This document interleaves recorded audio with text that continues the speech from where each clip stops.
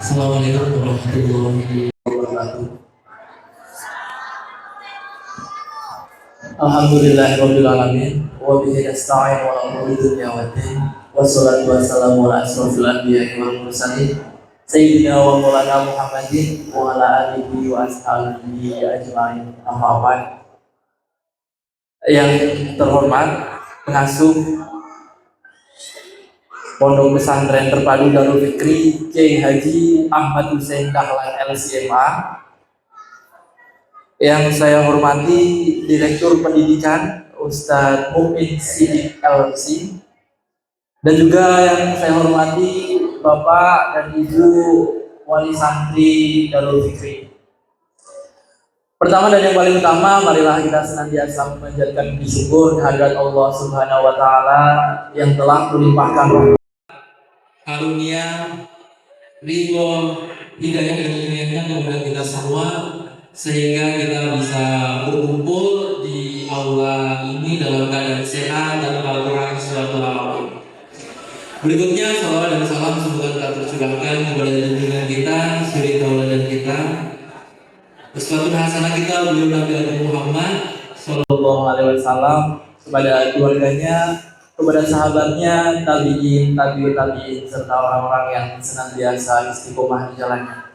Dan semoga kita termasuk orang-orang yang mendapatkan syafaat beliau di yaumil qiyamah. Allahumma amin. Hadirin yang saya hormati, sebelum kita mulai acara pada siang hari ini, acara bedah buku, ya, mari kita buka dengan membaca umul kitab bersama ala hajinya wa ala kulli niyatin sholihah al-Fatihah. A'udzubillahi minasyaitonir rajim. Bismillahirrahmanirrahim.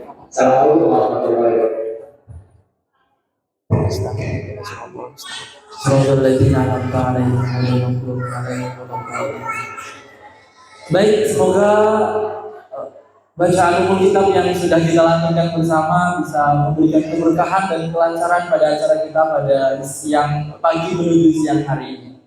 Baik, sebelum saya mulai acara kita, perkenalkan, nama saya Imam Syafi'i. Nanti selama 1 jam ke depan, saya akan mendampingi Mbak Muyasaroh ya, untuk berbincang-bincang tentang 2 buku kita yang sangat istimewa sekali. Ya, yang pertama buku Jangan Jadi Orang Tua Durhaka, dan juga buku Building Islamic Habit. Ya, kedua buku ini tuh sangat bagus dan bertalian satu sama lain. Ya. Jadi apalagi pada siang hari ini wali santri Bapak Ibu hadir berkenan untuk menambah pengetahuan tentang ilmu parenting. Sebelumnya izinkan saya membacakan profil dari Mbak Muyasaroh yang ada di sebelah saya. Beliau adalah alumni dari STIK, Sekolah Tinggi Ilmu Kitab Kuning, Pesantren An-Nur Malang. Beliau sudah menulis lebih dari 20 buku lintas genre. Nah, buku-buku yang ditulis oleh Mbak Muyas ini juga sudah diterbitkan di Mesir. Ada beberapa buku yang sudah diterbitkan di Mesir. Ada juga yang karyanya itu sudah diterbitkan di Malaysia. Jadi Masya Allah, Mbak Muyas sangat produktif sekali, dan selain menulis juga mengajar ya di rumah. Alhamdulillah, putra beliau seorang hafiz, betul seorang hafiz Al-Quran, dan juga beliau membudayakan membaca di dalam keluarga. Tadi sewaktu ngobrol di ruang transit, itu putranya juga langsung membuka buku ya, Masya Allah sekali gitu. Di saat gempuran teknologi, di saat kita itu terlenakan oleh berbagai macam kenikmatan-kenikmatan dalam sebuah HP gitu, ada anak kecil mau dengan kesadarannya sendiri dan mau dengan keinginannya sendiri itu membuka buku. Ya, itu saya kira keinginan dari kita semua, dari orang tua, bahwa kita ingin anak kita itu akrab dengan buku, akrab dengan habit-habit yang positif, habit yang Islami. Itu pasti harapan dari kita semua. Nanti insya Allah kita akan ngobrol panjang lebar dengan Mbak Muyas, dan kami juga memberikan kesempatan kepada Bapak dan Ibu untuk bertanya seluas-luasnya. Dipersilakan nanti di sesi yang kami berikan. Sebelumnya saya ingin mengutip sedikit yang tadi disampaikan oleh Ustadz Muhsin Siddiq mengenai parenting. Ya. Alhamdulillah ini saya sangat senang sekali. Ini dari bapak-bapak, dari ibu-ibu berkenan untuk hadir pada pagi menuju siang hari ini, karena belajar parenting itu tidak ada matinya, Pak. Ya, jangan dikira, oh saya sudah punya anak 2, saya sudah punya anak 3, saya bahkan sudah bercucu, udah nggak perlulah kita belajar lagi. Yang namanya belajar parenting itu tidak ada matinya. Ya, jadi di sini dijelaskan. Sebelum saya bicara di sini saja, Ibu, ya mohon maaf, saya dengan kerendahan hati tidak bermaksud menggurui. Kita belajar bersama. Sebelum saya berbicara di sini saja, itu saya harus buka-buka materi. Waduh, saya mau ngomong apa ini? Waduh, apa yang harus saya sampaikan? Itu baru 1 jam, ya. 1 jam saya berbicara, bisa 1 hari penuh saya belajar. Apalagi ketika kita menjadi orang tua, itu mendidik anak itu nggak sehari 2 hari, selamanya. Bahkan ketika anak nanti akan menikah, sudah menikah, itu masih membutuhkan bimbingan orang tua. Jadi keliru besar ketika kita itu sudah punya anak lalu berhenti untuk belajar, berhenti untuk mempelajari ilmu-ilmu parenting. Itu sebuah kekeliruan. Karena analoginya untuk berbicara 1 jam saja kita harus membaca banyak buku, membaca referensi. Apalagi kita kita mengajar anak untuk jangka waktu yang sangat lama. Jadi alhamdulillah kita bisa berkumpul di sini, bisa nanti sharing nih. Dan berikutnya tadi yang disampaikan oleh Ustadz Muhsin, betul nih. An-nisa'u masari'ur rijal. Jadi perempuan itu adalah pencetak laki-laki yang besar. Di balik laki-laki yang besar, laki-laki yang menjadi tokoh, ibunya pasti mendidik dia itu dengan sangat baik. Ada ungkapan juga al-ummu madrasatul ula. Tapi biasanya dipotong. Ya. Biasanya tadi yang disampaikan oleh Ustadz Siddiq lengkap. Al-ummu madrasatul ula. Ibu itu adalah sekolah yang pertama. Anak itu belajar itu tidak dari orang lain, dari ibunya. Apa yang ibunya berikan, apa yang ibunya sampaikan, apa yang ibunya nasihatkan. Nah, seorang ibu itu ibarat teko. Enggak ada teko di sini ya. Sebuah teko, ya. Teko itu isinya air. Mau diisi air, mau diisi teh, mau diisi kopi. Anak itu cangkirnya. Nah, yang akan dituangkan ke cangkir, ya apa yang ada dalam tekonya. Tekonya isinya air putih, yang keluar ya air putih. Yang isinya teh, yang keluar teh. Isinya teh tapi kopi, nggak mungkin. Tidak mungkin. Jadi apa yang diberikan oleh anak, itu pasti buah dari ibunya. Jadi kita sudah familiar dengan anak durhaka. Familiar sekali, ada filmnya. Ya. Anak durhaka itu dikutuk jadi ikan pari ya. Itu dulu saya sangat ngeri sekali lihat itu. Waduh, serem sekali nih. Kok tidak ada orang tua dikutuk? Tidak ada ya. Yang dikutuk itu anak jadi ikan pari, bahkan cerita yang sangat epik sekali, Malin Kundang anaknya durhaka, Masya Allah. Padahal, mohon maaf, adanya anak durhaka, sedikit banyaknya itu ada intervensi, ada campur tangan dari orang tuanya. Nggak mungkin anak itu tiba-tiba sifatnya jadi buruk, anak suka membentak, anak suka ngomong kasar, mereka belajar dari pohon pisang, tidak mungkin. Betul. Belajar dari orang tuanya seperti itu. Jadi penting sekali kita untuk belajar. Nah, al-ummu madrasatul ula. Ibu adalah madrasah yang pertama, sekolah yang pertama. Wal abu mudiruha. Nah, ini bapak-bapak hadir juga. Ibu memang yang mengajar di kelas sebagai guru. Nah, bapaknya sebagai kepala sekolah. Kepala sekolah memang tidak ngajar, tapi kepala sekolah berhak menentukan kepada guru apa yang mau diajarkan. Kurikulumnya mau pakai kurikulum apa ini? Apakah kurikulum yang pelajaran agamanya sedikit?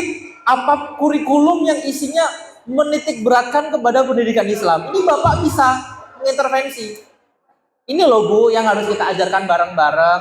Monggo silahkan ibu yang mengajar, saya yang mengawasi. Seperti itu. Jangan los gitu ya Bu. Ya sudah, pokoknya saya cari nafkah, saya memenuhi kebutuhan sehari-hari, yang mengajar silakan. Enggak seperti itu ya. Jadi al-ummu madrasatul ula wal abu mudi ruha ya. Ibu itu sekolahnya, ya gurunya, bapaknya itu sebagai manajernya. Jadi keberhasilannya itu memang harus ada di kedua belah pihak. Baik, itu pengantar dari saya sebelum nanti kita masuk ya. Dan ada kaitannya juga dengan buku Islamic Habit. Habit apa? Habit itu kebiasaan.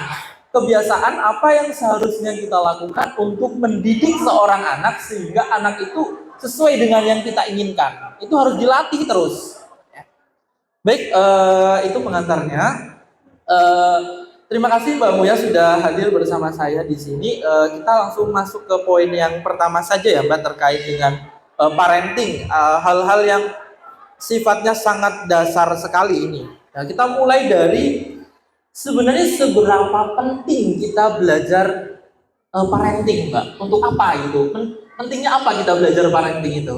Monggo, silakan Mbak Muyas. Jadi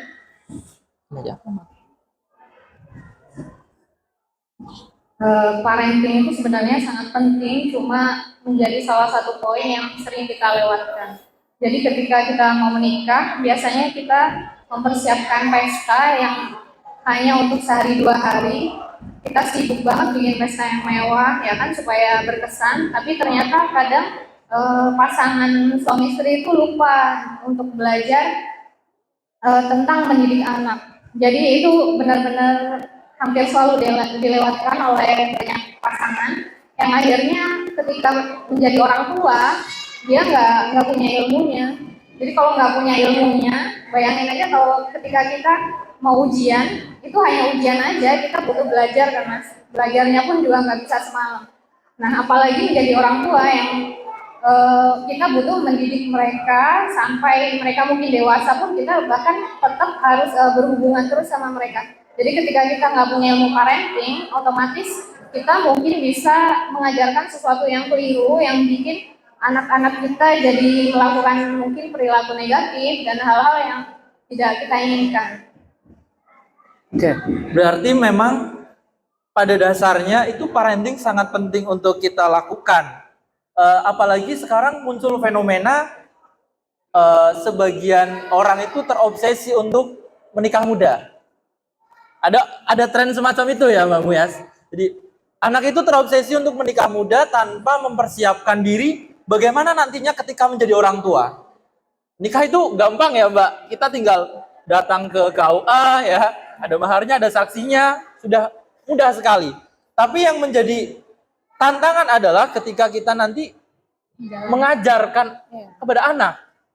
Jadi di buku ini juga dijelaskan belajar tentang parenting, belajar tentang anak itu justru baiknya ketika kita itu belum punya anak. Ya, jadi kita belajar dulu. Ya.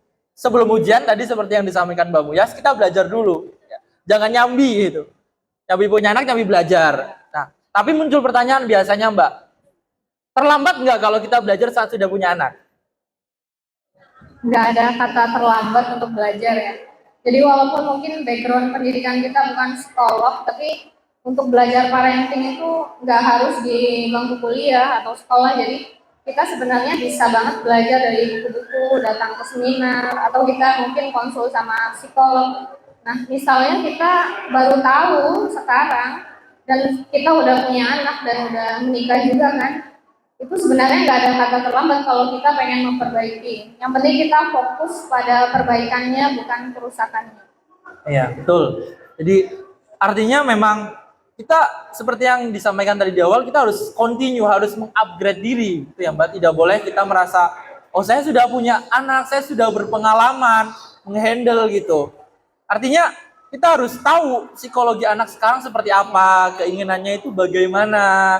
Karena setiap fase setiap era itu pasti beda ya Mbak. Treatmentnya, penanganannya itu beda antara anak-anak di zaman dulu dengan anak-anak di zaman sekarang.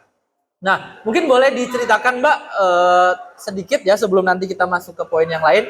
Bagaimana nih Mbak Muyas melakukan treatment atau apa bahasanya itu parenting di keluarga Mbak Muyas terhadap anak-anak Mbak Muyas sehingga gemar untuk membaca. Itu putranya di situ ya. Tadi sudah saya sebut lagi membaca juga. Ini tidak kami setting, tidak kami poles gitu, memang apa namanya, ini based on experience-nya gitu ya. Monggo Mbak, silakan. Jadi sebenarnya saya kan dulu juga ketika menikah juga nggak terlalu paham dengan ilmu parenting. Jadi benar-benar yang sambil jalan gitu. Dan sebenarnya setelah saya tahu memang mungkin ada penyesalan ya kenapa saya baru belajarnya sekarang. Tapi setelah saya tahu, saya coba menerapkan.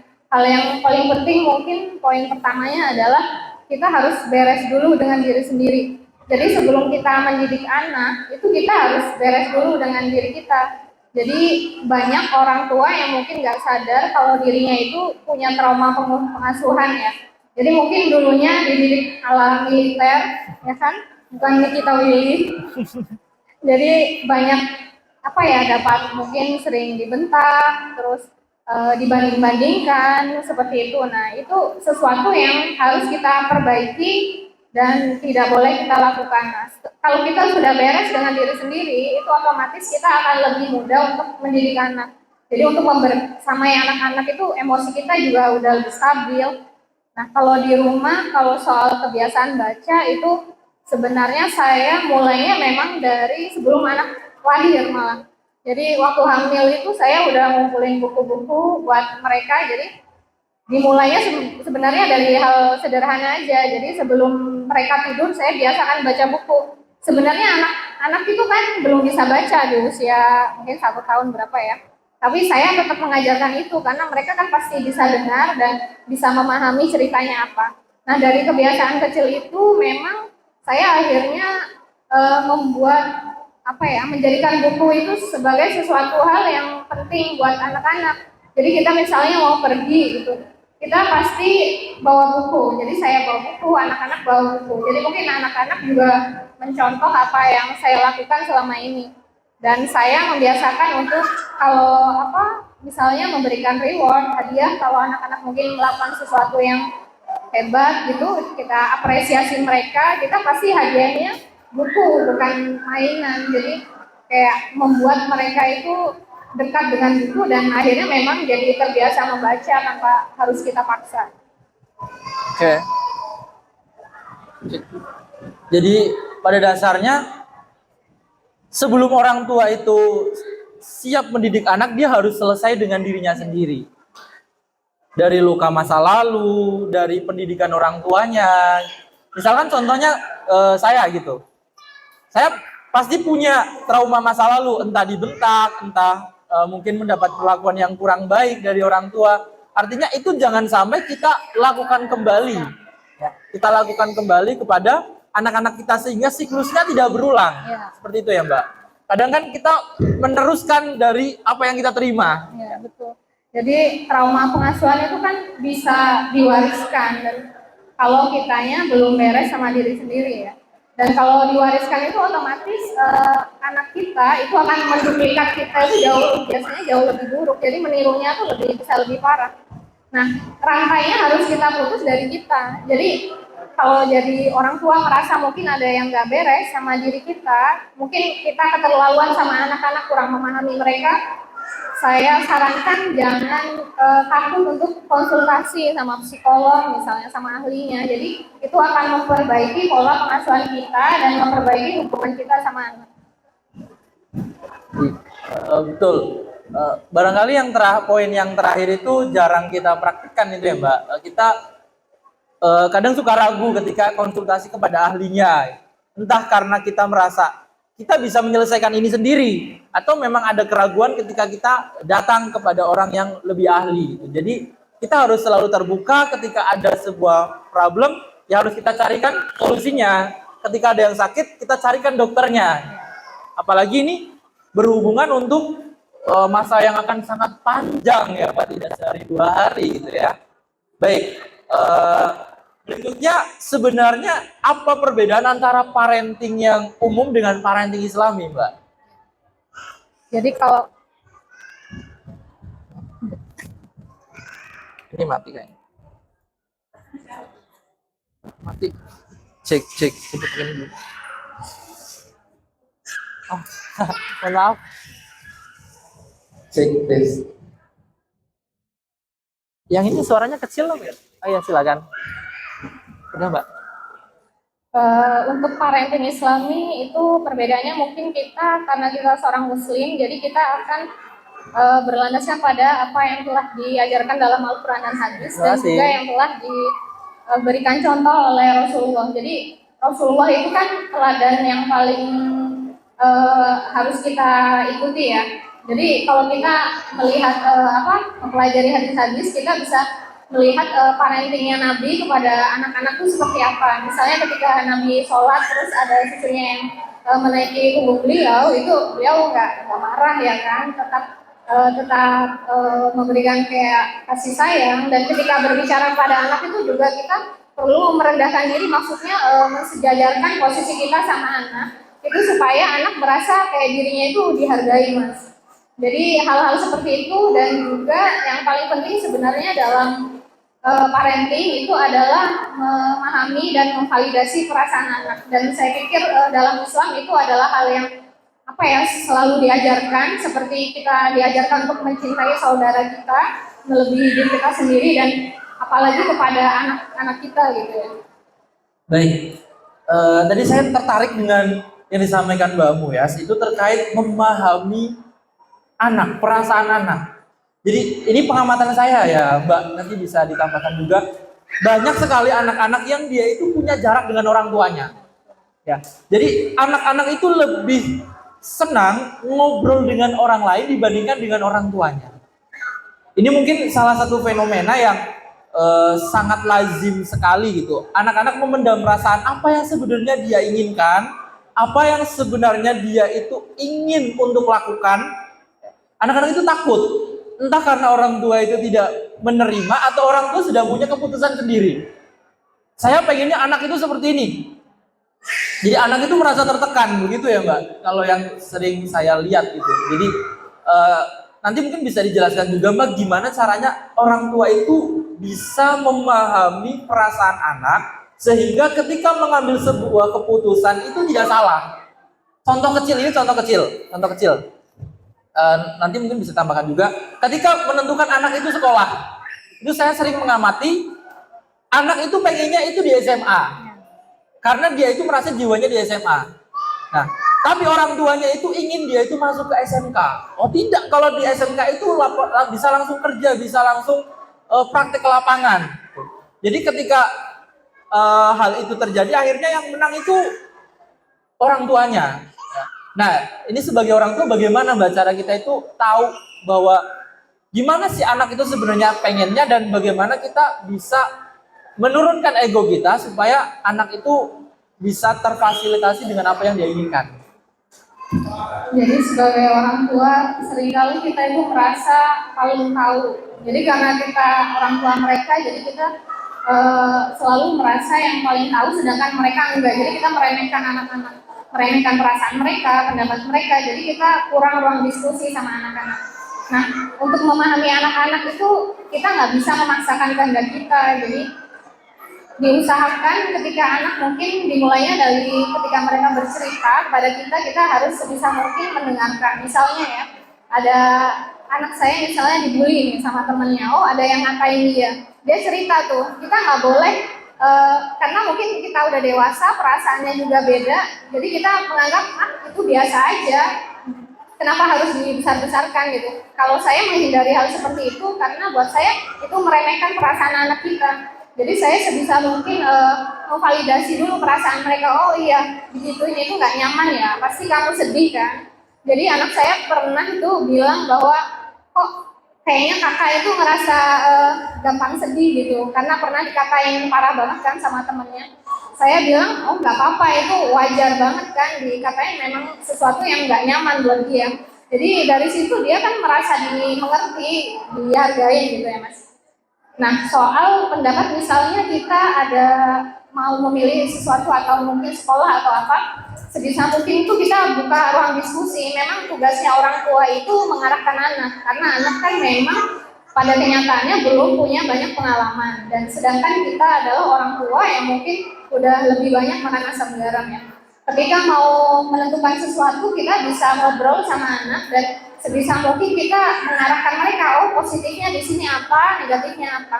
Tapi pada akhirnya kita memang nggak bisa memaksa mereka. Jadi ada orang tua yang mungkin pengen banget anaknya jadi dokter, tapi anaknya sendiri nggak pengen kan jadi dokter. Kita nggak bisa memaksa dia untuk jadi dokter hanya karena itu keinginan kita gitu. Kita nggak bisa menitipkan impian itu kepada anak. Itu kan impian orang tuanya gitu. Kalau anaknya nggak mau jadi dokter ya sebenarnya nggak masalah. Jadi kita harus mulai berpikir bahwa yang penting ada hal-hal baik dan hal positif yang bisa dia dapatkan, meskipun mungkin jalannya nggak harus selalu seperti yang kita mau. Oke. Jadi pada dasarnya orang tua itu jangan sampai menutup ruang-ruang diskusi. Ketika ada keresahan anak, bahkan sekecil tadi dibully, kita harus kuatkan dulu si anak bahwa ini bukan masalah yang sepele. Wah, itu mah biasa di masalah anak-anak gitu. Tapi kita kuatkan dulu anak kita beri apa bahasanya support gitu ya, support. Lalu kita cari penanggulangannya itu seperti apa. Jadi kita harus menjadi saya pernah membaca sebuah buku seperti ini. Ketika ada batasan-batasan usia pada anak. Ketika anak masih kecil, anak masih 0 sampai 5 tahun, maka kita itu menjadi seorang pengasuh. Nah, ketika anak menginjak usia remaja, maka kita itu menjadi pembimbing. Ini jalannya itu di sini, jalannya itu di sini. Dan ketika anak menginjak dewasa, maka orang tua itu menjadi teman. Teman untuk ngobrol, teman untuk berbagi cerita, teman untuk sharing. Bahkan mohon maaf sekali, mungkin kalau terkesan vulgar, orang tua itu penting sekali untuk mengajarkan, mohon maaf ya, sex education. Betul nggih Mamu ya? Tolong koreksi kalau saya salah. Untuk mengajarkan sex education, pendidikan tentang seksual. Tidak sampai detail sekali, tidak. Minimal anak itu jangan sampai terjerumus kepada pergaulan yang bebas. Kebanyakan anak-anak itu mendapatkan informasi sepotong. Akhirnya ketika dia penasaran mencoba. Nah, tidak ada peran orang tua di sini. Padahal orang tua itu sangat bisa sekali untuk memberikan pengarahan pendidikan. Kadang kita itu sebagai orang tua ya sudah diajarkan oleh gurunya. Oh, beda ini antara hal yang diajarkan oleh guru sebagai mata pelajaran dan apa yang diajarkan oleh orang tua sebagai tanggung jawab orang tua kepada anaknya. Beda. Ya, mungkin ruang-ruang itu yang perlu kita buka, terlebih ketika anak kita menginjak usia remaja menuju dewasa itu sedang pusing-pusingnya itu, apalagi menentukan karirnya dia nanti akan seperti apa, dia akan menjadi apa, itu keresahan-keresahan yang kadang kita sebagai orang tua memasrahkan justru kepada orang lain. Ya udah, sudah ada gurunya, sudah ada pendidiknya gitu. Orang tua justru punya peran yang kecil. Dan ketika anak yang kita besarkan tidak sesuai dengan apa yang kita inginkan, kita justru bertanya-tanya salahnya itu di mana. Nah, mungkin seperti itu. Baik. Boleh menambahkan? Iya, silakan Mbak Muyas. Untuk pendidikan seksual, atau karena zaman sekarang itu kita sebenarnya nggak punya banyak pilihan ya. Anak-anak udah terpapar dengan gadget sejak kecil, jadi informasi sekarang itu benar-benar terbuka luas. Jadi anak-anak bisa mengakses konten-konten apa saja tanpa bisa kita kendalikan. Jadi mungkin kita harus mengajarkan mereka tentang, misalnya tentang pornografi itu sejak dini. Jadi jangan pernah merasa tabu untuk menjelaskan hal seperti ini kepada anak.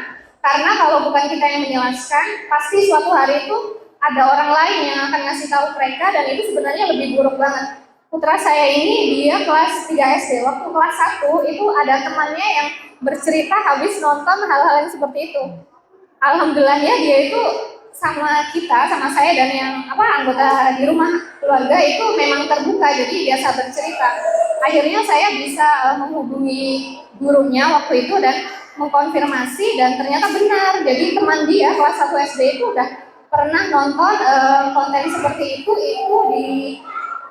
diajak sama anak tetangganya gitu Mas, tanpa sepengetahuan orang tua. Dan mungkin masalahnya di situ adalah anaknya memang belum tahu apa-apa kan. Jadi kalau saya pribadi dari kecil anak-anak itu sampai saya buatkan buku sendiri. Jadi bikinnya sederhana aja, kayak kita gambar sendiri, kita bikin teksnya, kita print tentang pendidikan seksual. Misalnya mulai dari hal-hal yang nggak boleh orang lain sentuh. Jadi bagian tubuh mana yang nggak boleh disentuh orang lain kecuali mungkin orang tuanya ya, misalnya membantu mandi seperti itu.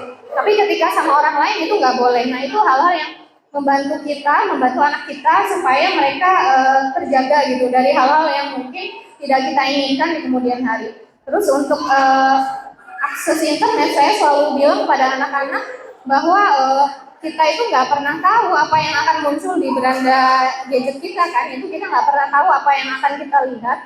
Bisa jadi itu hal-hal yang negatif karena mungkin emang ada orang yang pengen kita menjadi rusak gitu otaknya kan. Kalau kita kecanduan pornografi itu kan bisa lebih buruk daripada kecanduan narkotika gitu ya Mas.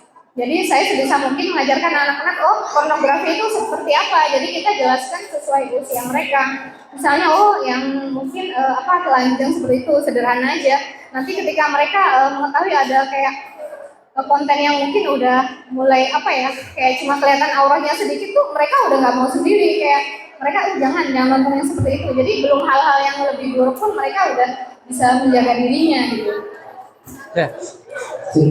Baik, ini memang sebuah diskusi yang sangat menarik ya, apalagi terkait dengan pendidikan atau sex education. Kebanyakan dari kita yang tadi sampaikan Mbak Muyas memang enggan untuk menyampaikan itu karena merasa itu tabu. Atau opsi yang kedua Mbak, sebenarnya pengen menyampaikan tapi bingung menyampaikannya itu bagaimana. Nah itulah pentingnya kita itu belajar tentang parenting, supaya kita itu bisa menyampaikan apa yang tidak boleh dilakukan oleh seorang anak ya.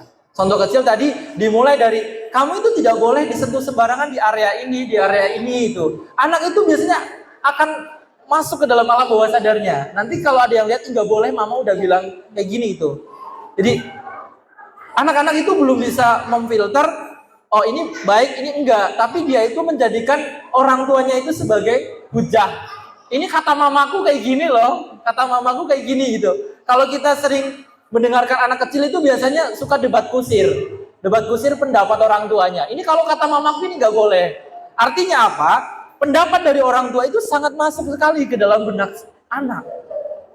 Nggak perlu kita larang-larang, jangan nonton ini, nggak usah. Tapi kalau kita berikan pengertian, nanti anak itu akan oh ada ini nggak boleh, ini scroll sendiri seperti itu. Saya sangat setuju dengan Mbak Muyas. Dan itu sebenarnya anak bisa percaya sama kita kan kalau kita nggak melakukan sesuatu yang merusak kepercayaannya mereka. Jadi memang parenting itu penting banget untuk membuat bonding antara kita sama anak. Jadi sebisa mungkin memang kita harus paham betul bagaimana cara mendidik anak dengan baik supaya anak itu punya kepercayaan sama kita. Ketika mereka udah nggak punya kepercayaan, otomatis apapun yang kita nasihatkan itu mereka nggak akan mau tahu. Dan ketika dia bertemu dengan orang lain, bertemu dengan temannya itu dan merasa dipahami oleh mereka, dia akan mudah terbawa pergaulan yang di luar gitu. Lagi-lagi ya kita harus membereskan diri kita sendiri. Nggak mungkin kita mendidik anak, oh kamu tidak boleh merokok, tapi orang kita ngomongnya sambil merokok. Aduh, ini repot gitu. Kita orang tua harus menjadi seorang figur, menjadi seorang uswah, contoh. Anak itu akan mencontoh siapa lagi? Yang pertama kali dilihat anak ketika lahir orang tuanya. Yang paling sering berhubungan dengan dia orang tuanya. Oh bapak saya seperti ini, ibu saya seperti ini. Ya, jadi seperti itu. Baik, kita masuk ke bagian yang sangat penting sekali, ya, itu berkaitan dengan orang tua durhaka. Sebenarnya, apakah orang tua itu bisa durhaka, Mbak? Jadi selama ini kita selalu mendengar yang durhaka itu anak ya. Jadi anak durhaka sama orang tua. Padahal dalam Islam itu sebenarnya kita diperintahkan untuk anak berbakti kepada orang tua dan orang tua juga punya kewajiban untuk berbuat baik kepada anak. Jadi dua-duanya memang punya kewajibannya masing-masing.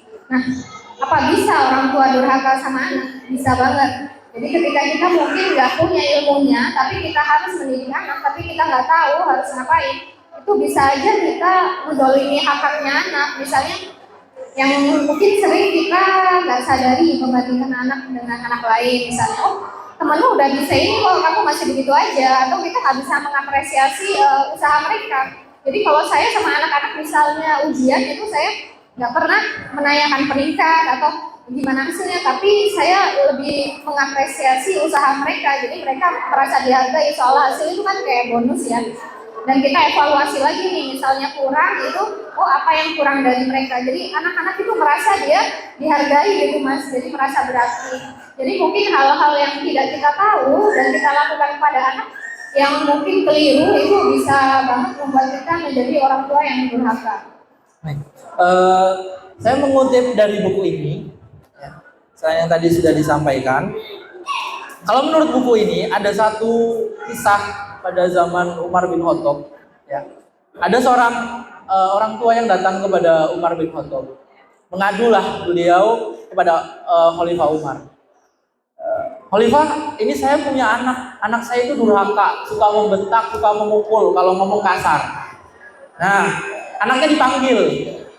Coba panggil anak kamu ke sini. Kamu benar suka ngomong kasar ke bapak, kamu suka memukul, kamu jadi anak yang durhaka. Anaknya menjawab, loh sebelum saya ini seperti ini, bapak saya sudah durhaka ke saya. Loh kok bisa gitu? Akhirnya si anak ini bercerita, bapak saya ini ketemu ibu saya waktu si bapak ini membeli seorang budak perempuan. Pada waktu itu kan diperbolehkan jual beli budak, ya. Jadi membeli budak perempuan seharga 2 dirham, dengan harga murah lah, ya mungkin 200.000 kalau zaman sekarang atau 2 juta ya. Nah, itu budak berkulit hitam, yang tidak berpendidikan, yang tidak punya dasar-dasar keislaman. Ya. Lalu yang kedua, dia itu tidak menamainya dengan nama yang baik, namanya itu jual itu elek gitu, jelek gitu, pokoknya nama-nama yang buruk, ya. Terus yang ketiga, si orang tua ini tidak pernah mengajarkan ayat Al-Quran walau satu baris atau satu ayat. Akhirnya Khalifah Umar berkata, kalau begitu kedurhakaan anakmu itu ya karena kamu sendiri, karena kamu yang durhaka maka anakmu itu durhaka. Anak itu kan seperti cermin, ya, bayangan dari orang tua, atau samroh, buah dari orang tua, namanya buah hati. Nah, dari situ Khalifah Umar bin Khattab itu mengatakan bahwa seorang anak itu bisa menjadi durhaka ketika ada 3 hal. 1, ibunya itu tidak, seorang ayahnya itu tidak memilih calon ibunya. Artinya bukan pilih-pilih cantik atau enggak. Ibunya itu tidak belajar, ibunya itu tidak punya keilmuan tentang parenting, tidak bisa mendidik anak dengan baik, tidak punya bekal agama. Nah, itu dipilih jadi istri. Nah, itu yang pertama. Lalu yang kedua, itu tidak memberikan nama yang baik. Al-ismu du'aun. Nama itu adalah sebuah doa. Ya.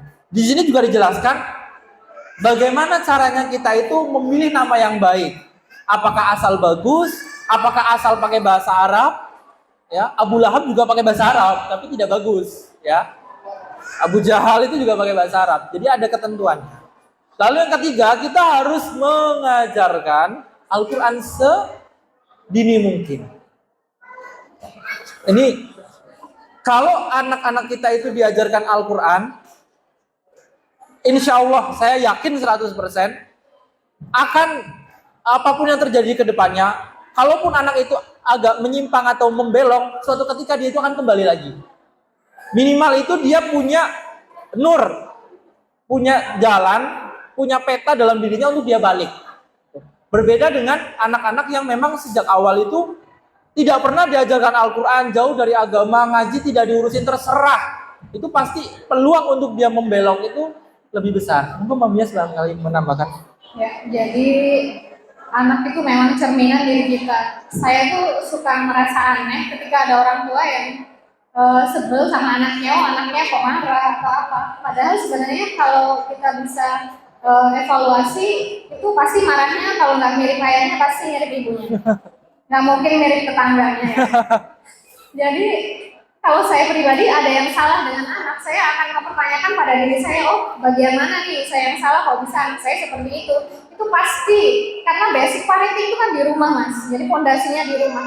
Kalau fondasinya kita bangun dengan baik, basicnya bagus, itu ketika anak keluar, itu mereka nggak akan mudah terpengaruh. Jadi nggak mudah ikut-ikutan. Anak kecil itu kan penasarannya tinggi ya.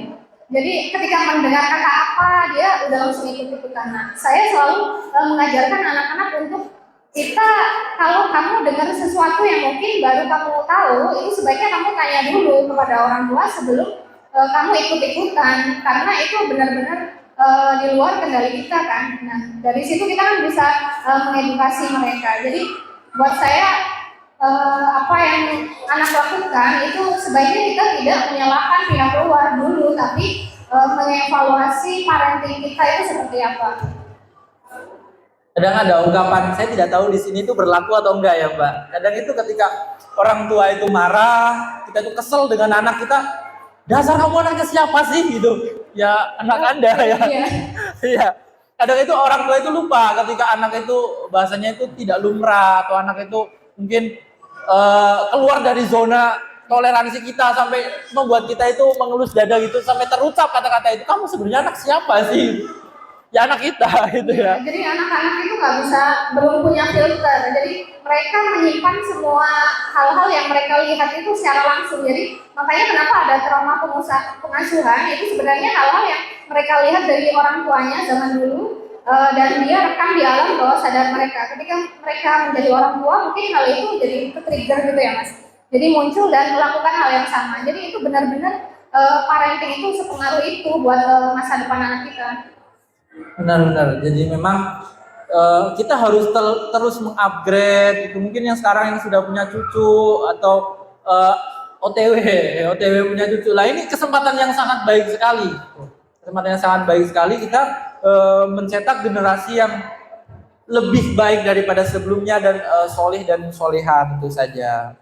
Baik, ini nanti sebelum satu pertanyaan saya dari satu pertanyaan untuk Mbak Muyas, nanti kita sesi tanya jawab supaya lebih interaktif ya.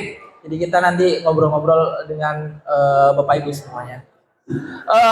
Gini Mbak, tadi disebutkan bagaimana caranya kita itu menyembuhkan luka di masa lalu. Mungkin kita mendapatkan pendidikan yang kurang baik dari orang tua kita. Bagaimana sih cara menyembuhkannya supaya kita tidak mengulang pola yang sama ke anak? Terus habit atau kebiasaan apa saja yang harus kita lakukan untuk anak-anak? Ya, jadi trauma pengasuhan itu sifatnya sangat pribadi. Jadi mungkin ada orang yang ketika kecilnya kita suka lihat ya Mas, komentar di kayak di sosial media bilang, oh aku dulu digituin, sekarang nggak apa-apa tuh ya kan. Nah, banyak loh itu. Nah sebenarnya trauma pengasuhan itu sifatnya pribadi banget. Ada orang yang mungkin dulunya dikerasin tapi sekarang dia nggak apa-apa. Tapi ada juga yang dengan pengalaman yang sama dia merasa trauma banget dengan hal itu dan muncul ketika dia punya anak, jadi muncul di alam bawah sadarnya dia melakukan kekerasan yang sama seperti yang dia alami. Nah untuk menyembuhkan itu sebenarnya ini menyembuhkannya ke anak ya. Iya. Nah untuk menyembuhkan trauma pengasuhan pada anak ya otomatis kita harus sembuhkan dulu traumanya kita, traumanya orang tuanya. Jadi orang tuanya harus beres dulu. Yang menjadi masalah menurut saya banyak orang tua yang nggak merasa punya trauma. Nah bagaimana cara kita mengobati orang yang dia nggak merasa sakit, ya kan? Karena trauma pengasuhan itu kadang kan nggak seperti kita lagi sakit batuk pilek gitu kan, gejalanya jelas. Nah orang yang mungkin ilmu parentingnya kurang, jadi dia tidak menyadari bahwa ada hal yang salah sama dirinya sehingga dia nggak bisa menyembuhkan luka pengasuhan di masa kecilnya dia sendiri. Jadi apa ya, yang mungkin memang harusnya kita memang benar-benar belajar parenting supaya kita tahu apa yang salah dengan diri kita, baru kita memperbaiki pada pengasuhan kepada anaknya. Untuk anak itu sebaiknya kita jangan segan mengakui kesalahan. Jadi karena merasa jadi orang tua, rata-rata kita nggak mau minta maaf sama anak. Jadi merasa gengsi, ngerasa udah bener, ngapain minta maaf ya kan. Kalau saya pribadi melakukan apa yang kesalahan kecil pun saya terbiasa untuk meminta maaf sama anak ya, karena orang tua juga manusia dan anak juga manusia, jadi kita butuh untuk mengerti perasaan mereka. Jadi kalau kita sakit hati, anak juga pasti merasakan hal yang sama. Jadi caranya ya seperti itu, kita harus sering minta maaf dan mulai memperbaiki pola asuh. Betul sekali Mbak. Jadi ada 3 kata sakti ya, maaf, terima kasih dan tolong. Jadi sebelum membudayakan itu kepada anak, supaya anak itu mau mengaplikasikan 3 kata itu, kita harus sering membudayakan. Maaf ya tadi mama salah, maaf ya tadi bapak salah gitu. Minta tolong diambilin ini. Ya terima kasih. Itu sepele tapi anak jadi terbiasa. Anak jadi terbiasa. Oh iya, ini yang dicontohkan. Jangan ambilkan itu dong. Nah, jangan seperti itu ya. Minta tolong. Oh ya terima kasih. Maaf ya tadi salah seperti itu. Jadi tadi juga benar yang disampaikan oleh Mbak Yas. Kadang kita sebagai orang tua itu memperbandingkan kita dulu itu seperti apa dengan anak kita yang sekarang. Oh kamu tidak mau sekolah kenapa? Mama dulu ya waktu sekolah itu harus jalan kaki 3 kilo, nggak sarapan, wah gitu ya. Jadi kita tidak berusaha untuk tahu kenapa anak ini nggak mau sekolah. Jangan-jangan ada something, ada sesuatu kenapa dia tidak mau berangkat sekolah. Mungkin dia pusing dengan pelajaran matematika, mungkin dia dibully tadi ya Mbak di sekolah, atau dia ada masalah lain yang kita tidak tahu. Tapi kita cenderung wah gitu, Adu nasib. Ya adu nasib, gitu ya. Dan ini saya ada pengalaman juga itu dari keponakan saya. Keponakan saya itu susah sekali untuk makan. Susah sekali untuk makan. Bahkan itu kalau makan itu harus dibayar. Dikasih uang dulu baru makan. Nah tapi bapaknya itu tidak berusaha mencari tahu alasannya itu kenapa. Tapi bilang, bapak dulu ya kalau misalkan makan itu nasi kemarin aja itu dikukus lagi disuruh makan gitu. Anak dia tidak merasakan itu. Anak nggak tahu ya bapak mau nasi basi ataupun apa, nggak mau tahu ya. Jadi kita cenderung sering tidak fokus kepada permasalahannya, malah justru mencari kita dulu nggak seperti itu. Enggak punya sekali menambahkan. Ada satu hal yang mungkin bisa saya tekankan ketika mendidik anak itu, usahakan kita itu nggak baperan. Jadi kalau sama anak itu jangan gampang tersinggung, apalagi kita sebagai perempuan, sebagai ibu, doa kita itu adalah hal yang mustajab ya. Jadi ketika kita kesal sama anak itu kita harus benar-benar menjaga lisan kita, jangan sampai kita mendoakan buruk. Walaupun sekesal-kesalnya kita harus tahan itu. Nah, ketika kita mendoakan buruk dan anak kita merasakan sesuatu yang sulit, itu pasti orang tua akan jauh lebih menderita. Jadi usahakan santai aja sama anak karena mereka memang masih kecil kan, mereka masih belajar dan kita harus mentoleransi sikap mereka, kesalahan mereka. Jadi saya pernah baca satu buku parenting yang mengatakan bahwa anak kita suatu saat itu pasti akan melakukan kesalahan. Dan itu nggak apa-apa, kita jangan merespon berlebihan. Misalnya ketika anak jujur sama kita ya kan, tentang suatu hal yang mungkin selama ini dia sembunyikan. Nah kita bereaksi berlebihan itu membuat anak justru takut terbuka sama kita. Jadi kita harus apresiasi dulu. Oh terima kasih anak, kamu sudah jujur sama bunda gitu. Di kemudian hari dia akan belajar untuk terbuka sama kita dan insya Allah itu akan mengajarkan mereka untuk tidak berbohong. Baik, saya sangat setuju sekali ya Mbak terkait dengan yang Mbak sampaikan, terutama soal kata-kata. Ini apalagi ini untuk ibu-ibu, ini lisan ibu yang sudah punya anak itu lebih afdal daripada 70 wali Mbak. Jadi artinya itu sangat mustajab sekali. Ada satu kisah yang saya baca di sebuah buku. Ibu-ibu mungkin yang sudah haji itu kenal dengan Imam Sudais ya, yang menjadi imam di Masjidil Haram. Nah, itu Imam Sudais sadis, anak yang ke-6. Ya. Nah, waktu Imam Sudais itu masih kecil, ibunya itu pernah ada hajatan. Bukan hajatan ya, mungkin kalau bahasanya sini itu arisan. Ngundang orang-orang. Ya. Nah, ketika ngundang orang-orang, itu ibunya itu bikin makanan itu banyak. Banyak sekali makanannya, namanya juga menjamu orang. Karena Imam Sudais itu masih kecil, makanannya itu kan ditaruh di meja makan. Itu dicicipin dikit-dikit. Colek. Kan tetap ada bekasnya. Ibunya lihat, ya, cicip ya. Dan marahnya itu luar biasa karena ini capek-capek orang tamu mau pada datang, ini malah colek-colek, comot-comot gitu ya. Nah, tapi reaksi ibunya itu sungguh luar biasa sekali.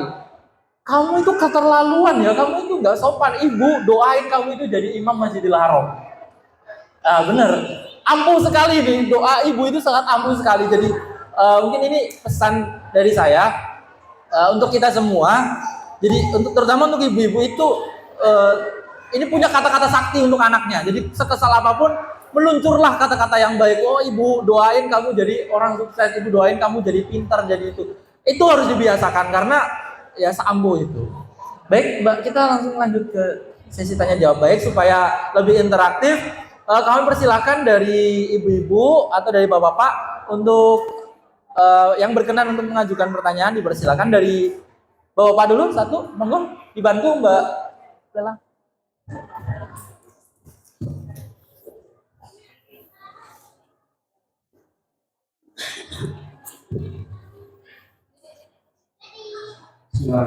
Assalamualaikum warahmatullahi wabarakatuh. Waalaikumsalam warahmatullahi wabarakatuh. Alhamdulillah di majelis ilmu yang luar biasa. Saya ingin mengkonfirmasi beberapa hal terkait dengan tema yang ditulis di paper yang ada di depan. Dalam pemahaman saya, konsep durhaka itu memang sudah disampaikan adalah ketika anak berbuat tidak baik, jahat ataupun tidak sesuai dengan aturan ini ada orang tuanya. Tapi tema yang berbeda pada ini adalah orang tua yang berdosa. Saya ingin paham konsepnya orang tua yang berdosa itu seperti apa.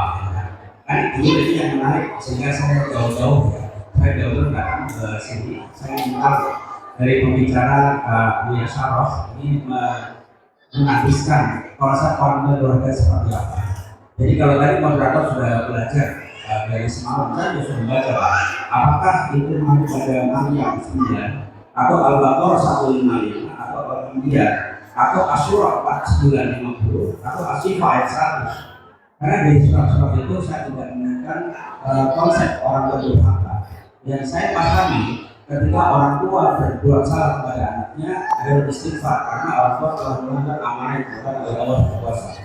Tetapi di sini menarik sekali, jangan sampai kita menggunakan kalimat atau kata-kata durhaka hanya untuk menjual sehingga ini menarik untuk dibahas. Jadi kembali lagi saya tanyakan konsep dasarnya dikatakan orang tua durhaka itu seperti apa? Sehingga kami sebagai peserta bisa paham. Oh iya, saya telah durhaka pada anak saya. Saya harus melakukan seperti apa? Ya dari konsepnya apa? Terus bagaimana treatmentnya untuk tidak bisa durhaka pada anaknya? Karena kalau anak jelas ada tuntunannya untuk tidak durhaka orang tua, tapi tuntunan orang tua untuk tidak durhaka pada anak itu seperti apa? Kalau boleh tahu share di surat apa, supaya kita bisa bahas bersama-sama, saya kasih lebih lanjut. Itu yang pertama. Kemudian yang kedua, saya juga membaca bukunya Mbak Buya Saroh di sini yang sekarang jadi dan juga jaga orang tua durhaka di sini. Tadi moderator sudah sampaikan bahwa peran seorang ayah adalah yang pertama menjadi seorang ibunya yang solehah, kemudian memberikan nama yang baik buat putra putrinya. Kemudian yang ketiga adalah memberikan ajaran Al-Quran al-Sadis kepada anaknya. Pertanyaannya, bagi dunia sekarang ketika era industri sudah sangat kuat dan kita menuntut untuk mendapatkan rezeki, menyebut rezeki, bahkan tidak jarang yang kalau kita melihat di Jakarta orang sholat maghrib, sholat isya pun agak susah karena macetnya Jakarta. Tuntutan pekerjaan, tuntutan untuk mengais rezeki itu sangat berat harus kita jalani. Kita titipkan pada anak-anak pada sekolah-sekolah Islam, salah satunya di lembaga kita ini. Nah, apakah ketika orang tua sudah menitipkan putra putrinya kepada lembaga pendidikan Islam, apapun lembaganya, salah satunya ada di sekolah kita ini, apakah itu orang tua juga masih yang orang tua kurang bertanggung jawab mengajarkan ilmu Al-Quran atau hadis?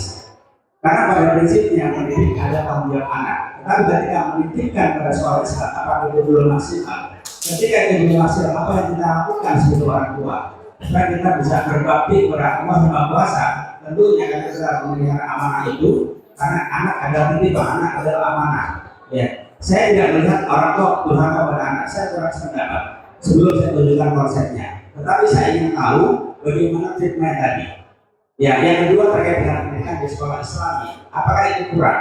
Jika kurang, apa yang harus kita lakukan sebagai orang tua supaya kita menjadi orang tua yang baik? Saya pikir dua pertanyaan itu cukup memantik buat kita semua supaya kita fokus pada tema pada siang hari ini. Jangan jadi orang durhaka. Terima kasih banyak buat Pak Buya Saroh dan juga Kak Imam Sami. Assalamualaikum warahmatullahi wabarakatuh. Saya Wahyu dari Jakarta. Terima kasih. Mas nomor 1. Siapa? Nomor 1. Oke. Mau langsung dulu. Ya, sip. Baik, dari Bapak Wahyu dari Jakarta. Alhamdulillah sangat luar biasa sekali untuk pertanyaannya dari Pak Wahyu.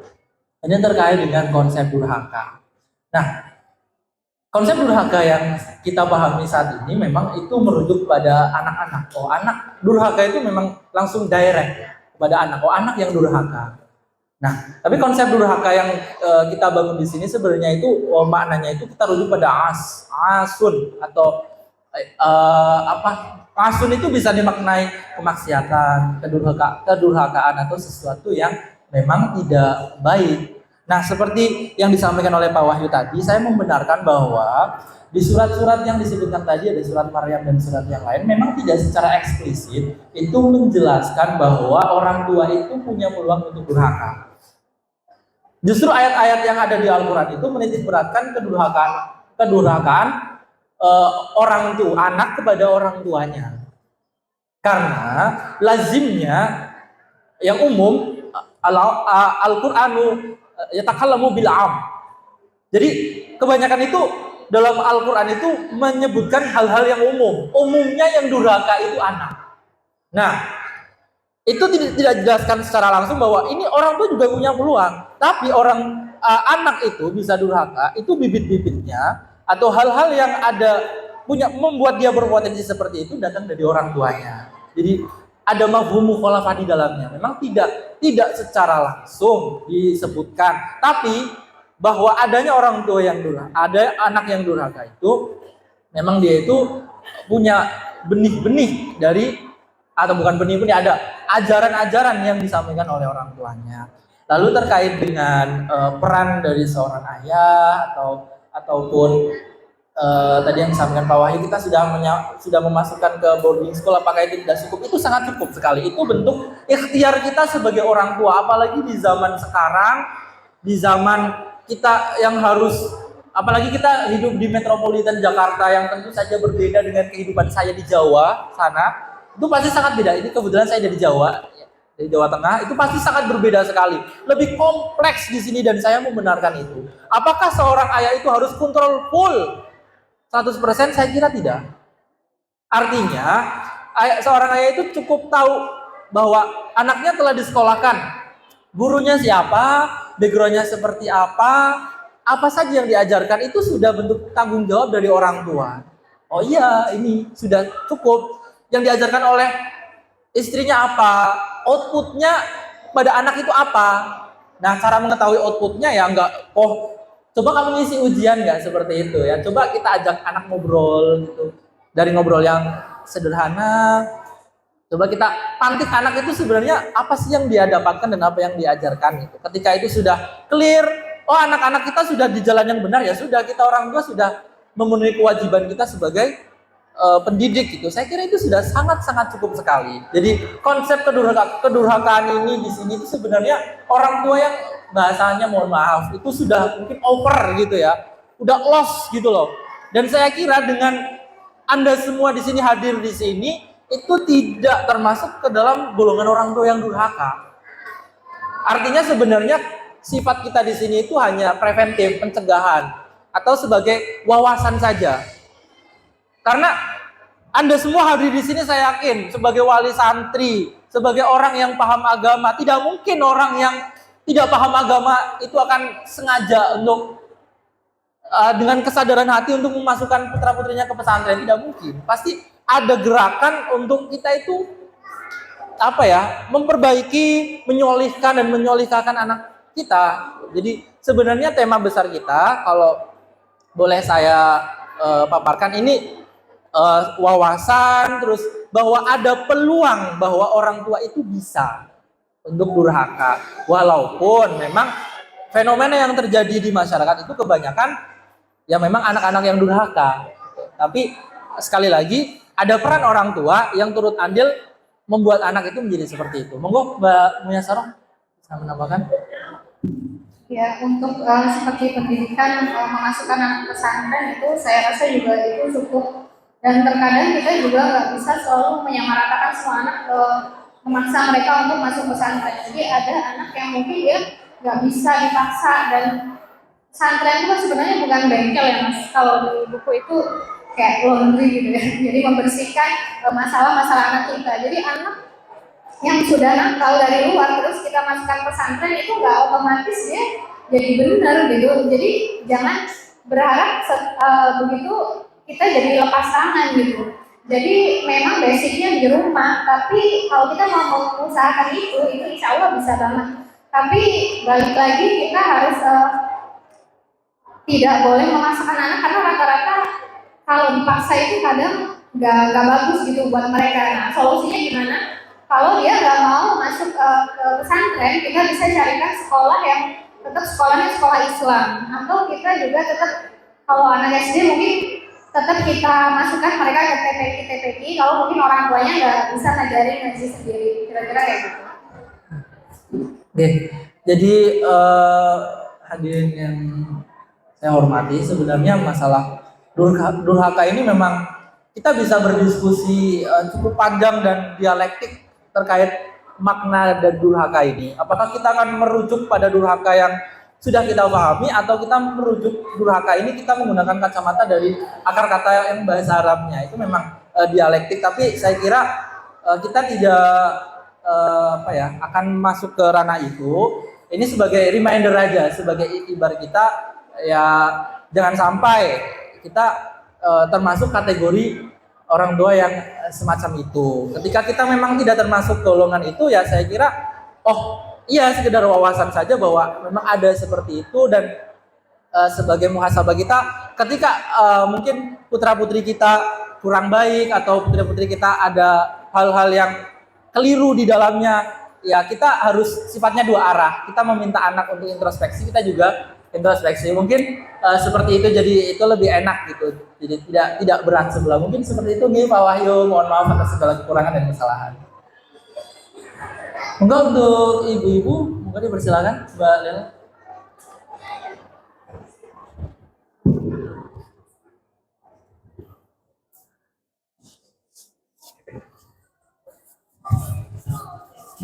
Assalamualaikum warahmatullahi wabarakatuh.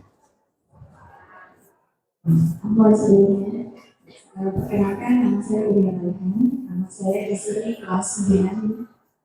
Ada sedikit permasalahan dengan anak remaja. Yang saya khawatir penanganan dari saya pribadi jadi tidak tepat. Jadi ada di masa sedang bergejolak karakter. Dia itu seringkali berbohong. Kemudian dia seringkali banyak bergaul dengan teman yang punya habitnya buruk. Saya jadi khawatir karena belakangan ini dia lebih senang berinteraksi, berkomunikasi, dan lalu dalam pergaulan yang tanda kutip saya khawatir sudah bisa dinasihati tapi nggak mudah. Sudah berusaha sampai kuliah juga sampai kuliah, tapi anaknya masih seperti itu. Bagaimana kiranya menurut Mbak Bia sama cara yang tepat saya sebagai orang tua mendampingi anak di masa remaja yang sedang mencari jati diri supaya tidak salah dalam pergaulan. Monggo Mbak, itu nanti saya nambahin aja. Kebetulan saya juga punya anak yang pertama itu kelas 8 dan sekarang juga lagi di pesantren. Di usia itu sebenarnya saya sekarang merasa alhamdulillah lega banget karena komunikasi kita itu berjalan baik banget. Jadi dia itu hampir selalu menceritakan apapun kepada saya. Itu bisa membuat saya bisa mengontrol dia gitu kan, walaupun kita mungkin nggak tahu di luar seperti apa. Jadi kalau teman-teman dia seperti melakukan hal-hal yang mungkin di belakang kita, sesuatu yang tidak benar, itu memang di teman-teman dia satu asrama itu memang dia sering cerita. Ada misalnya ke pesantren itu bawa rokok elektrik kayak gitu tuh ada. Tapi anak saya cerita, tapi kita kan nggak bisa ini mengontrol anak orang ya. Jadi kalau saya pribadi untuk parenting saya kepada anak saya yang sudah remaja ini, saya berusaha untuk komunikasinya itu harus bagus sama anak. Jadi kalau dia melakukan kesalahan, usahakan kita itu jangan menghakimi dia. Mungkin ada ketidaktahuannya dia dan mungkin kita bisa ngobrolnya tuh coba memposisikan kita kalau jadi dia itu seperti apa gitu. Jadi biasakan untuk ngobrol lebih dekat sama anak, dan mungkin saya bisa sarankan dievaluasi lagi, mungkin ada hal-hal yang kurang gitu kalau dalam ilmu parenting itu ada yang bilang kenapa anak itu bisa mudah sekali terpengaruh sama pergaulan di luar atau dia mudah kecanduan gadget. Itu katanya ada sesuatu yang ruang kosong di dalam hati anak itu. Jadi mungkin apakah dulu kita pernah menyakiti dia, atau ketika mungkin dia cerita kita nggak peduli, ya kan?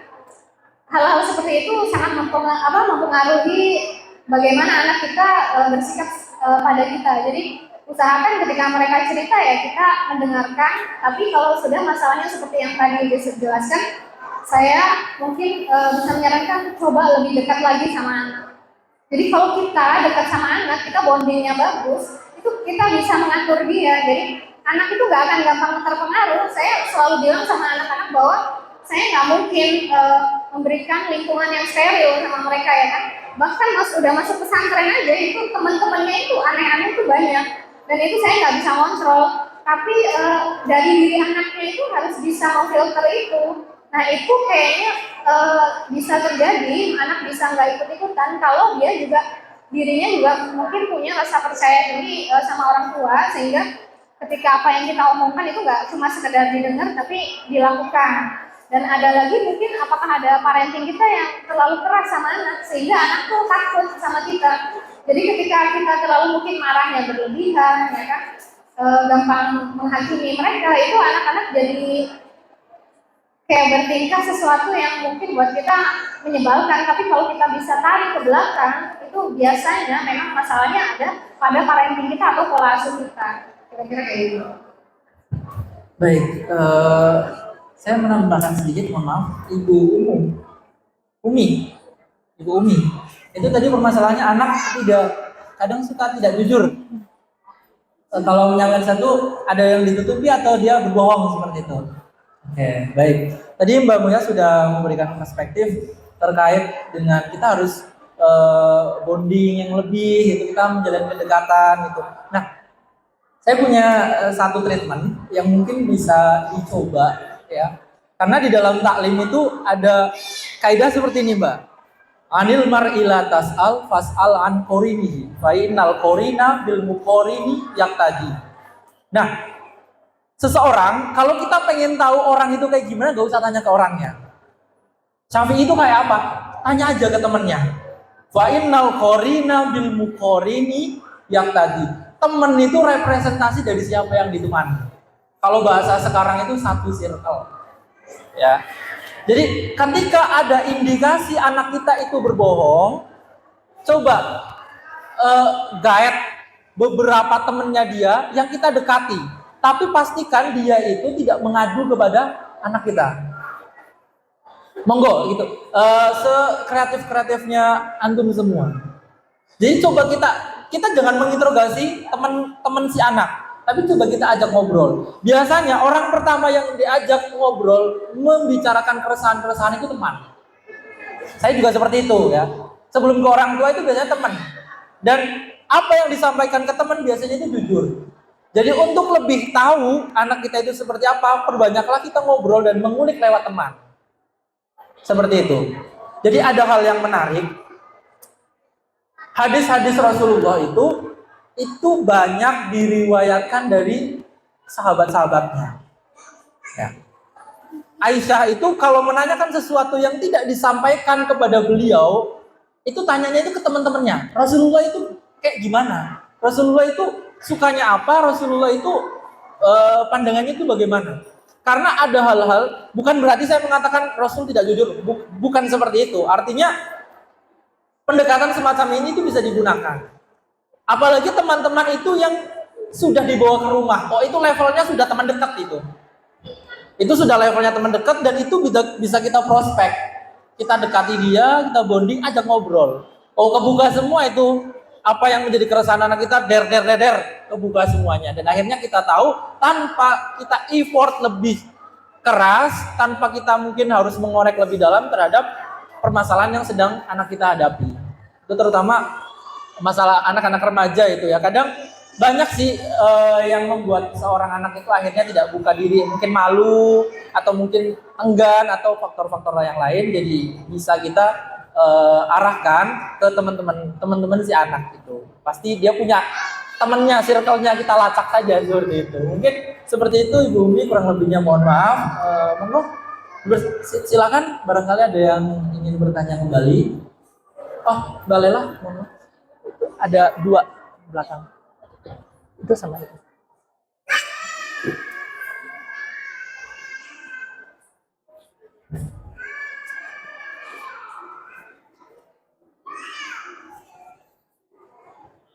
Ini aku ngomong kayak aku udah punya anak aja. Cocok. Tapi kan belum punya anak. Assalamualaikum warahmatullahi wabarakatuh. Oh, sama. Perkenalkan saya Eni Indonesia, perwakilan dari POD Baru itu. Barangkali di sini yang ingin saya tanyakan itu perihal dari judul ya.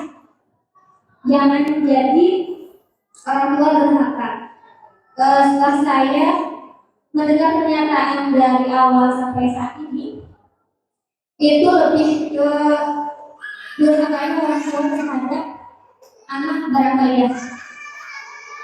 Sedangkan yang saya lihat dari judulnya saja, saya cari-cari asal kata dari durhaka tersebut itu kan dari Kamus Besar Bahasa Indonesia yang saya tidak bawa kamusnya ya karena terlalu tebal. Saya melihat dari HP. Durhaka itu kan artinya ingkar terhadap perintah. Itu menurut Kamus Besar Bahasa Indonesia. Ingkar ini baik kepada Tuhan, orang tua dan sebagainya. Saya melihat judul di sini itu luas cakupannya. Jadi tidak dispesifikasikan ke satu hal. Seperti bisa jangan jadi orang tua durhaka terhadap anak seperti itu. Itu mungkin bisa kita fokuskan ke anaknya. Nah di sini saya melihat dari judulnya saja itu sudah durhaka. Nah itu orang tua durhaka terhadap siapa?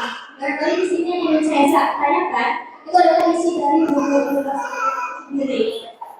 Jadi di sini saya tanyakan kepada penulis sekaligus pembicara. Jadi isi buku di sini itu lebih condong ke orang tua durhaka terhadap siapa? Apakah dalamnya itu durhaka terhadap anak atau orang tua yang durhaka terhadap guru misalnya? Karena kan durhaka di sini kata asalnya itu adalah melanggar perintah ya. Di sini saya melihat saya pribadi itu sebagai orang tua yang juga mempunyai istilahnya sesepuh yaitu gurunya anak-anak. Bisa saja saya sebenarnya orang tua itu durhaka itu kepada guru memberikan kasihan. Ternyata saya sebagai orang tua wali santri itu melanggarnya itu kan berarti sudah durhaka dong, gitu. Jadi yang ingin saya tanya sini sebelum saya kayaknya ngomong di bukunya ya, tapi mau tahu dulu dari pembicaranya atau penulisnya sendiri. Jadi buku ini tuh dispesifikasikan durhaka kepada siapa seperti itu. Terima kasih, mungkin itu pertanyaan dari saya. Terima kasih. Assalamualaikum warahmatullahi wabarakatuh. Waalaikumsalam warahmatullahi wabarakatuh. Terima kasih kepada Ibu Eeng ya, betul? Ya, atas pertanyaannya. Ini pertanyaannya berkelindan dengan pertanyaan dari Pak Wahyu, ya, berkaitan dengan makna durhaka sendiri. Sebelumnya izinkan saya di sini tuh menjelaskan sedikit bahwa penulis buku ini itu Mas Ahmad Rifai Rifai, ya. Jadi beliau tidak berhalangan hadir. Jadi kita mensarikan 2. Jadi kita membedah 2 buku sebenarnya. Tadi atau bahasanya itu mengawinkan 2 buku.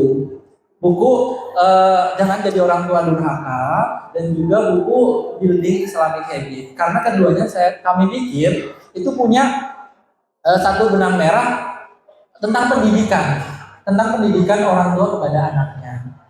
Jadi bagaimana kebiasaan yang harus kita kembangkan kepada anak dan apa saja yang harus kita lakukan. Jadi kita sebenarnya mengawinkan 2 buku, Jangan Jadi Orang Tua Durhaka dan buku Islamic Habit. Nah untuk Mbak Muyasaroh, maaf Mbak, ini berebet. Untuk Mbak Muyasaroh sendiri itu menulis buku Building Islamic Habit. Mohon maaf, yang buku sebelah sini atau buku yang sebelah kiri. Jadi fokusnya itu kepada kebiasaan-kebiasaan. Jadi tadi yang dipaparkan oleh Mbak Muyas itu lebih kepada kebiasaan bagaimana caranya kita itu mendidik seorang anak. Seperti itu. Ya. Baik, tapi itu kami kira tidak masalah. Nah, kita fokus kembali kepada jangan jadi orang tua durhaka. Nah, memang betul di dalam Kamus Besar Bahasa Indonesia itu memang bermakna ingkar terhadap perintah, ingkar terhadap sesuatu yang diminta baik kepada Tuhan ataupun kepada yang lain. Nah, artinya sebenarnya untuk isi buku ini di dalamnya itu memang direct langsung kepada orang tua. Memang kami tidak menyertakan secara langsung karena ada beberapa hal, ada beberapa pertimbangan seperti itu. Dan barangkali untuk buku berikutnya akan menjadi catatan supaya lebih direct ketika memilih sebuah judul sehingga tidak menimbulkan sumir makna seperti itu.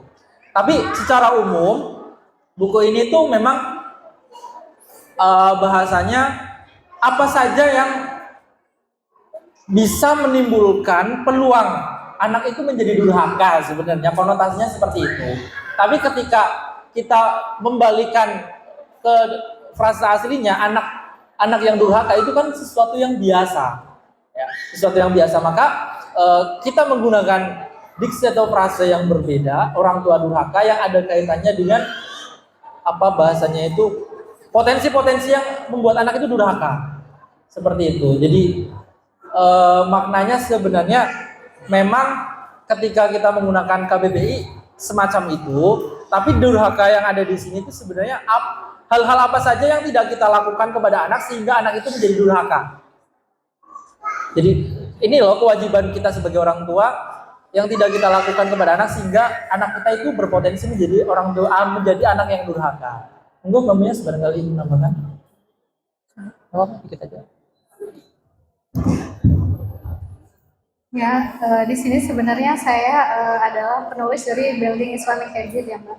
Jadi saya mungkin bisa menjelaskan sedikit saja dari buku Jangan Jadi Orang Tua Durhaka. Itu memang menjelaskan hal-hal yang mungkin sebaiknya kita pelajari supaya kita tidak menyakiti anak, supaya kita nggak zolim sama anak. Jadi memang hubungannya antara orang tua sama anak. Dan memang yang kita pilih sebagai judul di backdrop ini jangan jadi orang tua durhaka, atau ya jangan jadi orang tua yang durhaka, karena memang sesuai dengan audiens Bapak Ibu di sini, jadi kami memilih untuk judul tersebut. Ya tentunya nanti kita sarikan dengan buku Building Islamic Habit yang tadi sudah disampaikan, seperti itu. Jadi memang tidak secara spesifik. Jadi dari kami mohon maaf kalau ada mungkin sumir makna atau mungkin ketidaksepahaman antara makna yang biasa kita gunakan dengan makna yang ada di kamus. Jadi mungkin kami mohon maaf tidak direct dari awal. Semoga bisa dimaklumi dan tidak mengurangi keberkahan kita pada siang hari ini. Terima kasih Ibu Eeng. Baik, ada yang bertanya lagi? Satu lagi barangkali Mbak Lela. Ya. Mas Agung minta tolong. Oke, ini pertanyaan terakhir nih sebelum ditutup. Belakang.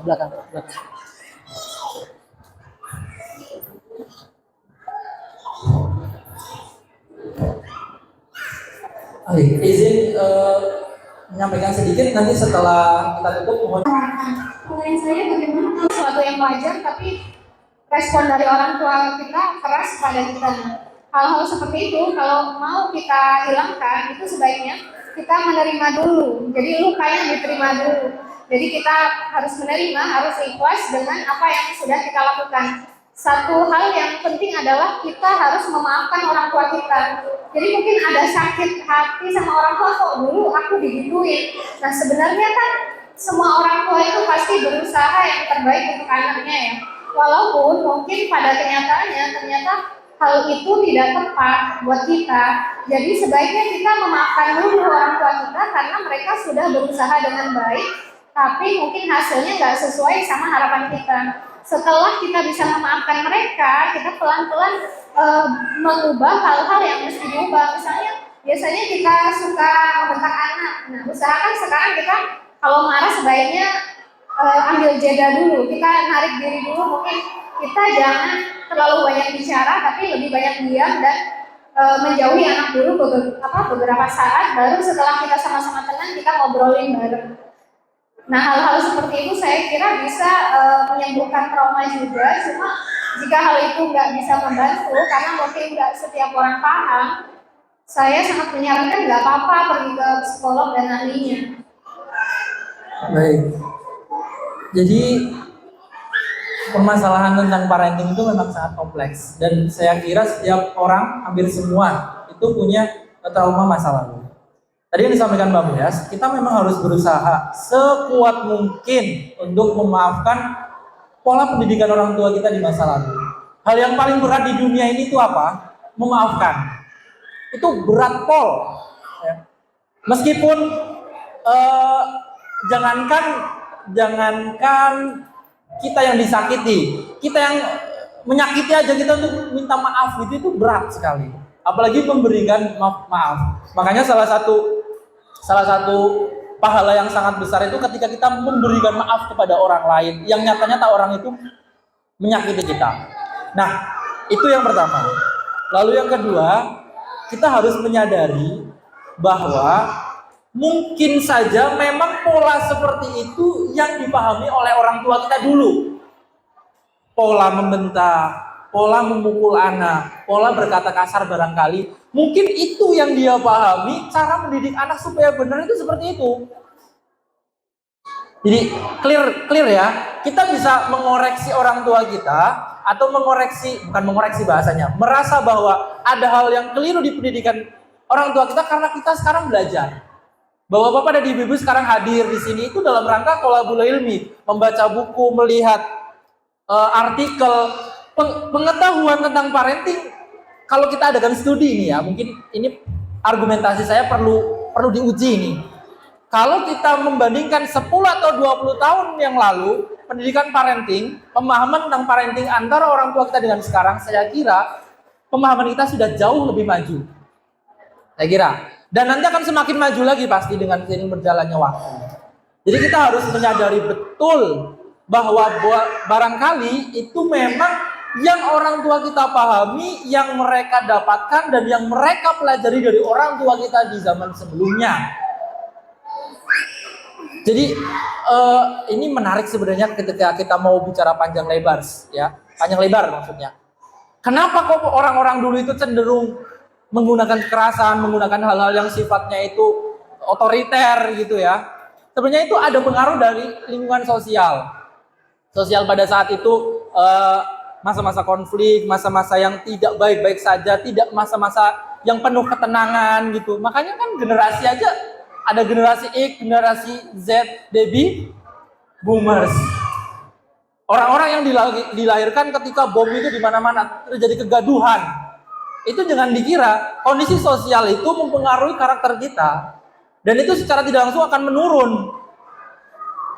Ya mungkin ibu-ibu sekarang tidak dalam mencekam atau hal-hal yang ngomong itu harus keras gitu ya. Karena pada waktu itu kan memang harus keras, terus harus tegas. Kalau nggak seperti ini ya kamu berbahaya, kamu bisa mati gitu.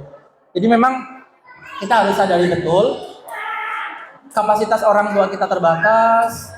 Apa yang mereka lakukan, saya yakin sekali setiap orang tua, apapun pola pendidikan dan pengasuhannya pasti ingin yang terbaik untuk anaknya. Pasti itu. Tidak ada di dunia ini tuh orang tua yang anaknya itu pengen bobrok, itu tidak ada. Anaknya pasti pengen dengan berbagai macam metode, bahkan dengan metode yang barangkali kita anggap sekarang itu keliru. Tapi tujuan kita coba kembalikan lagi. Oh, barangkali memang niat dari orang tua kita itu niatnya baik, cuma diaplikasikan dengan cara yang keliru. Mungkin dengan cara seperti itu kita bisa sedikit demi sedikit memaafkan orang tua kita. Nggak harus sekarang, berproses. Karena maafkan orang itu susah, ya. Berproses dulu aja. Ya. Makanya Rasul mengajarkan bahwa ketika kita bermasalah dengan orang, ya udah tunggu 3 hari aja supaya mereda dulu. Setelah 3 hari ya coba berkomunikasi lagi, coba untuk disenggol lagi lah supaya hubungannya makin baik. Itu menandakan bahwa memberikan maaf itu butuh proses.